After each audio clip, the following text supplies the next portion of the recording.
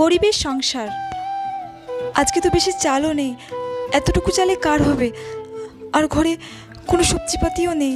এই চালটুকু দিয়ে বরঞ্চ মেয়েটার জন্য দুমুঠো ভাত ফুটিয়ে দিই।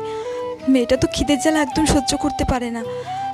আমরা না হয় জলমুড়ি খেয়ে থেকে যাব। হ্যাঁ যাই, ভাতটা করে দিই। মনা, তোর ভাত বেড়েছি, খেয়ে যা। মা, মা আজ কি রান্না করেছো?